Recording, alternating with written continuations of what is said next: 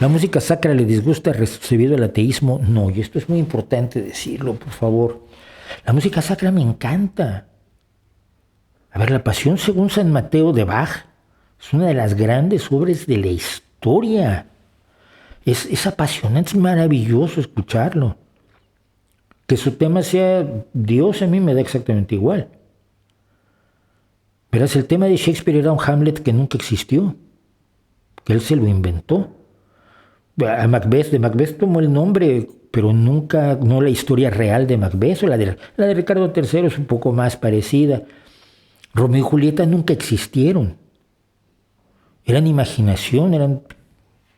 Y sin embargo, Shakespeare es maravilloso, el Quijote nunca existió, Aldonza Lorenzo nunca existió. ¿Qué me importa que no existe el Dios de Bach? Si la grandeza de la música es la grandeza de Bach. Si no hubiera habido religión, habría utilizado otro tema, da igual. Da igual. Habría hecho las variaciones Goldberg, que no son sacras, pero habría hecho las cantatas que hacía una a la semana, ese monstruo de la composición. Y el hecho de que su temática fuera esa me da tan exactamente igual como me da que la temática de otros sea su creencia en otros dioses. No tiene relación. Yo veo la grandeza humana. Yo cuando entro a la Capilla Sixtina, si alguien ha estado, además entra por una puertecita de mierda. Tú estás viendo otras cosas, vienes de ver la Academia de Rafael, que está allí, si mal no recuerdo, enfrente de la puerta o cerca de la puerta de mierda de la Capilla Sixtina. Vas por los museos vaticanos, y de pronto entras por esta puerta, es un lugar más o menos oscuro, y de pronto levantas los ojos y se te cae encima todo el genio de Miguel Ángel.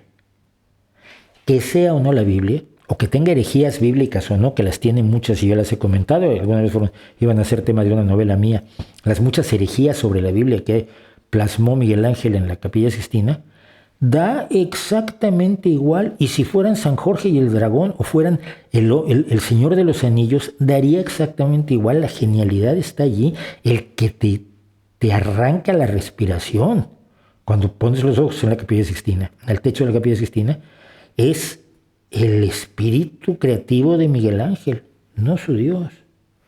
Y esto hay que tenerlo muy, muy claro.